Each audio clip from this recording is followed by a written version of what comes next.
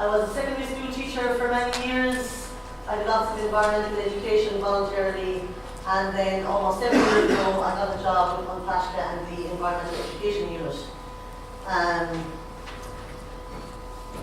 This kind of says it all really why I'm so happy to be working with this Environmental Education Unit. A great woman called Pat Oliver started with 4 schools in 1997. We have over 3,800 schools now involved in the Green Schools program. If any of you see a green flag outside a school, it's because they've been involved in some of these savings.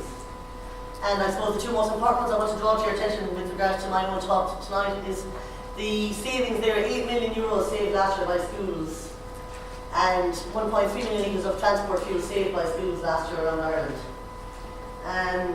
We focus on behavioural change, and it works, because infrastructure is one thing, but I have seen firsthand infrastructure put into places and it's not being used because people haven't changed their mindset. We have a new cycle lane in North Clare, and everybody said they wouldn't cycle to the inch, the roads weren't safe. They got the cycle lane, they still don't cycle to the inch. So I think it's very important, and behavioural change can be much cheaper as well than waiting for infrastructure to happen. So with the work I have been doing with the Green Schools, and I did lots of work around the community as well, when you work with schools you see the children do everything they see around them, and I noticed there's very few people around them actually cycling or walking or using their body as a mode of transport. So I decided to branch out a little bit at weekends, unfortunately, to do community work around sustainable travel and do community bike fixing workshops, community cycles and that kind of thing. And Carol Gleeson, who spoke earlier, saw my work and came to some of the events and invited me to work with the Burn Ecotourism Network. Now I wanted to explain what it is. See the black writing? BEN. It's a network of tourism enterprises with the objective of establishing the Burn as a premier internationally recognised sustainable tourism region, ensuring the future economic and social growth and sustainable development of its communities, environment and heritage. It seeks to support continued training, mentoring and accreditation in sustainable tourism for its members. So everybody who's joined in this network has to have a code of practice. And one part of the code of practice is a sustainable travel code. So that's the bit I work on. Okay? So the first thing I did is, because I'm going to try to promote sustainable travel, I've got to find out what are the options in North Clare as it is, because it turns out that there's a lot more than we think. We know rural Ireland is very poor public transport in general, but it does improve in tourist season. There are 7 ways to everywhere in County Clare, which means you've lots of small roads, and there's a lot of misconceptions around roads being dangerous. We see them from inside a car. If you walk a country road, it's a completely different experience to driving it, because if you're driving down a road fast, you don't know cars coming until you see it coming against you around the bend of these small little roads. But if you're walking a road, you'll hear a car coming a mile away, and if it's a boy racer, you'll hear him coming 2 miles away. And boy racers and tractors are the main transport we see on our small country roads. We have an amazing network of roads in Ireland without any cycle lanes on those roads. And first-hand experience myself and my son cycled from Simon to Connemara. He was 10, and we had an amazing experience. And actually, I cycled through the Burn that first couple of days, and I was like, this is the only way to see this country. The only way to see the Burn is on a bike. It's by far the best way, and it brings people back more. If you drive through the Burn, you have a lot less chance of people coming back to that area. And I'm sure it's the same with lots of beautiful places that you all live around Ireland. Okay.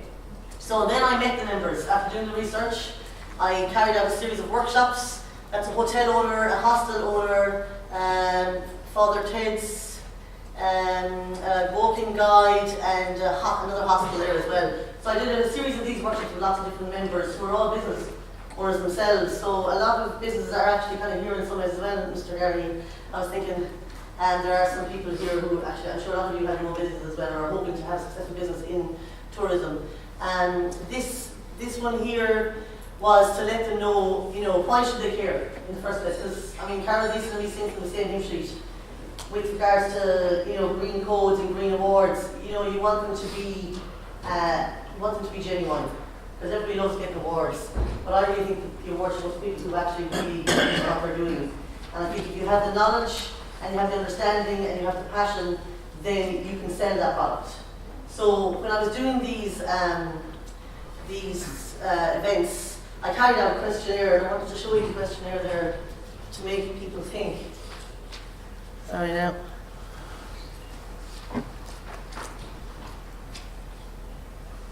Like, it's all very well and good to want everybody to come to our businesses because we're saying they're green. But if we don't believe in the green idea ourselves or sustainable tourism being a really good option, then you won't be able to sell it. You have to believe in it to be able to sell it. So I did this questionnaire here, and it was very interesting to get people to think about it properly. How near is the closest bus stop to your business? How long would it take to walk to that bus stop? How often does the bus pass that bus stop? Tourist season off-peak. How much does it cost? Where is the nearest bike parking to your business? How many bike parking facilities are there in the Burn? There's 9, nobody knew. When was the last time you cycled a bike or took a bus? At present, does your business website have any links to or information of public bus services? The National Park Shuttle Bus Service, which is a free bus service from Corfin into the Burn several times a day, all during the tour season. Lots of people weren't aware of that either. Existing walking routes, existing cycling routes. Are you offering any discounts or incentives to your customers that use sustainable travel? If yes, what are they? If no, would you be willing? And at present, do you feel confident in promoting sustainable travel in the Geopark? Why or why not? And it was really interesting because I did it as part of the workshop, so I didn't just do it, fill it out whenever you feel. I gave them 10 minutes and said, stop, think on your own. It's kind of a reflective practice to make them, before they sign up for, oh, this is our great sustainable travel code or practice, do I actually have a clue what I'm talking about? You know, and if I don't, I can't really sell it. Because one woman there had a B&B and she was saying, somebody asked her, would they be able to hire bikes? She didn't know. But there was actually 3 people living near her who she could hire bikes off. So the first thing is we have to know ourselves what is going on in our area before we can convince other people to come to the area and use the amazing facilities we have. I'll just get rid of that now and go back to the... One second. Here we go. Current slide. Okay, so findings. The majority of tourism operators did not know how much a bus would cost. The majority did not know that there were 9 public bike parking places in the Burn. They had not cycled in more than a year, but they did. Now, there's kind of negative things, but I mean that's probably true for most people who live in rural Ireland, including tourism operators all around the country. But yet we want to sell sustainable tourism. So these are answers, these are questions they need to find the answer for. And the great thing about that day was there's a brilliant app called the Burn, it's called a Burn Geopark app. And we put all the information, we put all the answers to all those questions on the app, which means tourism operators can use the app to have the information, plus tourists to the area can be referred to the app to find all the information. We even put things like if you're cycling in the Burn and your bike breaks down, who are you going to call? Nobody has a clue. If you're a German or a French person and you break down, you have no idea. So we put that kind of information out there. You know, real useful information for people if we genuinely want people to come and visit our areas using sustainable travel. They said their attitude to promotion of sustainable travel had changed as a result of the workshop. They also said they'd all be willing to offer a discount to visitors who came by more sustainable methods of transport. And they also wanted more workshops. And another great thing that came out of it, out of the 47 of them, they set up a subgroup just to focus on sustainable travel and increasing their knowledge and increasing their skills and promoting it more within the network itself as well. So that was a very good thing to come out of it. Can I just have the people I asked to come up for a second, Anya and Judith and Sean, Tina, Kevin and Amanda for a second. Will you just go on over there for 1 minute?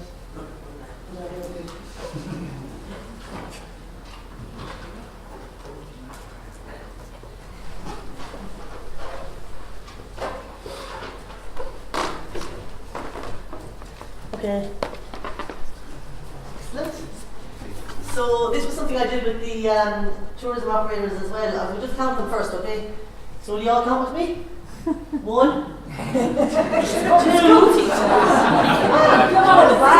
Remember things. 1, 2, 3, 4, 5, 6, 7, 8, 9, 10, 11, 12, 13. And you all know what CO2 is. And the reason I'm so passionate about sustainable travel is because when you drive a car 1 kilometre, you produce enough CO2 to fill all these balloons. So by me getting the train here today, I didn't send 2,600 balloons of CO2 into the atmosphere. And I suppose, you know, if you care about the environment you live in, then you find it easier to sell the environment you live in. So that's one thing you should take home with you. And maybe if you're thinking about your business, try and encourage more sustainable travel for this great reason. Okay? Thanks. Can you sit down again?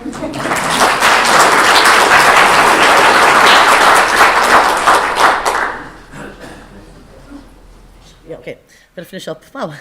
Okay, so the outcome of the workshop. Members attended my community bike fixing workshops. Members took part in community cycles in their area. They attended Cycle for Your Supper event. I do this event where we cycle to 3 different villages on bikes for 3 different courses during Bike Week. They helped me organise Bike Week events and attended the launch of it. They set up a subgroup of the network just to look at sustainable travel. Results. So they're just examples of 3 businesses basically there that have very blatant policies around sustainable travel and discounts they offer and information on how to get there. These are things that we're going to be looking at. I encourage members to organise events. These are things that are going to come up in the next few weeks. In case you didn't know, there's €5,000 available every single year for every county to organise events for Bike Week. Most of it falls to sports partnerships or isn't applied for by the local authorities.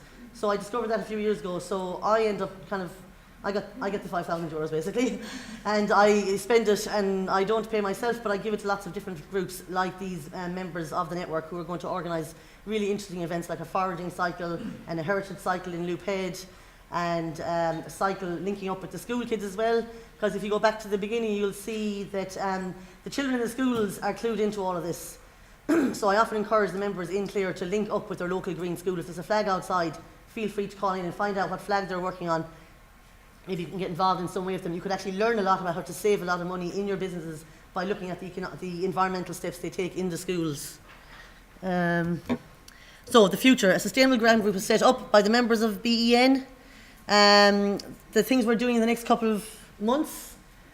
I'm very excited about the top one, because this is one we're hoping to roll out among the whole network. We're going to try and offer a free cup of tea to anybody who cycles to any of the businesses.